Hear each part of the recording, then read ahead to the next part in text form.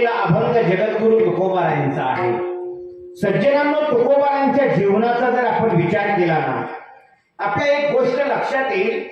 तुकोबारायांचं हे जे जीवन आहे ना, तुकोबारायांच्या जीवनामध्ये आवडीचे दोनच विषय आहेत. एक आहे देव आणि दुसरे आहे संत. तुकोबाराय देवाशिवाय दुसरं काही बोलत नाही आणि संत संगतीशिवाय जीवनामध्ये दुसरं काही देवाला मागतही नाही. ते बोलताना सुद्धा आपल्याला तसंच बोलतात की बाबा हो, बोलायचं असेल तर विठ्ठल बोला, ऐकायचं असेल तर विठ्ठल ऐका आणि पाहायचं असेल तर विठ्ठलाला पहा. बोलावा विठ्ठल, पहावा विठ्ठल, करावा विठ्ठल जीवे भावे. एवढंच नाही, समाजाला सुद्धा सांगतात की बाबा हो, अरे वारी असते पंढरीची जून मध्ये आणि मे मध्ये तुमच्या शेतीतली कामं सुरू होतात. तुम्हाला डोक्यात टोपी घालायला सुद्धा वेळ मिळत नाही, म्हणून तुम्हाला पंढरीच्या वारीला यायला जमत नाही ना, तर मग नका येऊ. पण मीच तुमच्याकडे देवाला घेऊन येतोय, मी तुमच्या दारात देव घेऊन येतोय, घ्या देव बाबा हो. लोक म्हटली महाराज आम्हाला देवाची गरज नाही. तुकाराम महाराज बोलतात अरे बाबा पैसा नाही घेत, फुकाट देतोय तुम्हाला. तुकाराम महाराजांनी फुकट दिला, आम्ही फुकट द्यायला बसलेलो नाही. विठाला विठाला विठाला.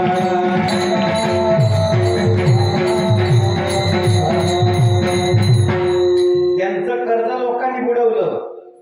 फार कोट्यावधीचं कर्ज होतं तुकोबारायांचं. तुकोबाराय काय गरीब घरातले नव्हते. विचार करा, पुण्याच्या आप्पाजी गुळवेंची मुलगी तुकोबारायांना होती. आणि आप्पाजी गुळवे म्हणजे तुम्हाला माहिती आहे का, त्या काळी पुण्यातल्या आप्पाजी गुळव्यांचा 1600 एकर ऊस होता. किती?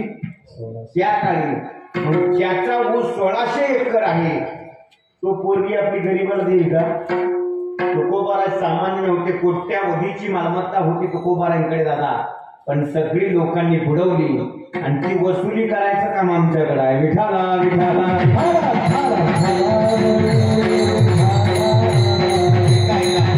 विनोदाचा भाग सोडून द्या. तुकोबाराय लोकांना म्हणतात बाबा हो, फुकाट देतोय तुम्हाला देव. लोक म्हणले महाराज देव न लगे, देव न लगे, देव नको आम्हाला, अरे घ्या फुकाट. तर लोक तुकोबारायांना म्हणतात महाराज तुमच्यासारखं जर शहाणपण देवानं आम्हाला दिलं असतं ना, तर आमच्या सुद्धा लोक पाया पडली असते. आणि खरं आहे तावरे महाराज, आपल्याकडे शहाणपण आहे, पण त्या शहाणपणाच्या अगोदर एक आती नावाचा उपसर्ग लावायचा. ते शहाणपण आपल्याकडे आहे. कोणतं? अति शहाणपण. आपल्याला जर म्हटलं ना घ्या ना टाळ कीर्तनाला, तर लोक म्हणतात हो महाराज टाळ घेणं काय आमचं काम आहे का? ते मोकळ्या माणसाचं काम आहे. पण मी म्हणत असतो बाबा रे, कीर्तनात टाळ वाजवणं हे मोकळ्या माणसाचं काम नाही, ज्याला जीवनात मोकळं व्हायचं त्याचं काम आहे. विठाला विठाला. अरे एखाद्याला म्हटलं तर चला कीर्तनाला, तर ते म्हणतात ते काय आमचं काम आहे का? येत नाही. आणि तिकडं 5 रुपयाच्या वडापावावर अख्खा दिवस बोंबलत बसतो, येऊन येऊन येणार कोण? आणि तुमच्या शिवाय आहेच कोण? 5 रुपयाच्या वडापावावर अख्खा दिवस बोंबलत होतो तिकडं, आणि इथं कीर्तनाला येऊन टाळी वाजवायला नको म्हणतो महाराज. पण तुकोबारायांचं जीवन वेगळं आहे. तुकोबाराय बोलतात बाबा रे, आमचं जीवन असं आहे, आम्ही देव सोडून दुसरं काही बोलत नाही. कधी कधी तुकोबारांनी देवाबरोबर वादही घातला, देवाबरोबर भांडण केलं महाराज तुकोबारांनी. करुवा वडीने वाद, तुमच्या सुखाचा संवाद. तुकोबारा बोलतात देवाबरोबर वाद घातला. देवाला सांगितलं हे देवा, का रे देवा, यम नियम पाप पुण्य आम्हासी आणि आपण भरतीची तरीसी. अरे देवा, व्यवहारामध्ये एखाद्या माणसानं जर 2 बायका केल्या तर पाप वसते त्याचे घरी.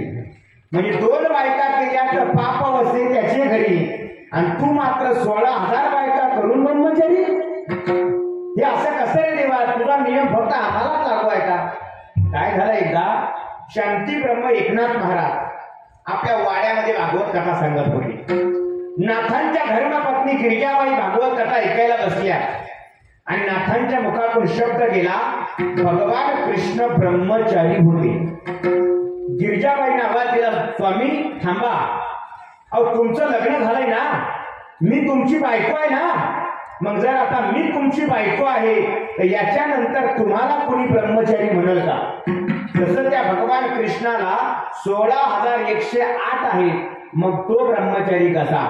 नाथ बाबा म्हणतात गिरिजा, याचं उत्तर मी तुला कथा झाल्यावर देतो. कथा झाली, नाथ महाराज जेवायला बसले. नाथ महाराजांनी एका प्लेटमध्ये छोटे छोटे 10 लाडू घेतले, गिरिजाबाईच्या समोर ठेवले, हातात काठी घेतली आणि गिरिजाबाईला सांगितलं, गिरिजा, जोपर्यंत मी तुला थांबवत नाही ना तोपर्यंत लाडू खात राहायची. जर लाडू खाताना थांबली तर या काठीनं बदलल्याशिवाय राहणार नाही. गिरिजानाथांना इतकी घाबरली की तिनं काठीचा तो धाक पाहिला आणि घाबरलेल्या अवस्थेत गिरिजाबाईंना प्लेटीतला लाडू उचलायचा, तोंडात टाकायचा आणि डायरेक्ट गिळून घ्यायचा. लाडू उचलायचा, तोंडात टाकायचा, डायरेक्ट गिळून घ्यायचा. 10 लाडू गिरिजाबाईनं गिळले आणि मग नाथ महाराज म्हणतात, थांब गिरिजा, सांग आता कसे झाले लाडू. गिरिजा म्हणे, काय माहिती कसे झाले लाडू? अहो, लाडू कसे झाले हे कळण्यासाठी जर मी चावून खाल्ले असते तर मला कळले असते लाडू कसे झाले. पण तुम्ही माराल या भीतीनं मी लाडू घ्यायचा, तोंडात टाकायचा आणि डायरेक्ट गिळून घ्यायचा. 10 लाडू गिळले आणि मग नाथ बाबा म्हणतात, गिरिजा, अगं 10 लाडू खाऊनही जर तुला कळलं नसेल कसे झाले, तसाच माझा कृष्ण ब्रह्मचारी होता. विठाला विठाला.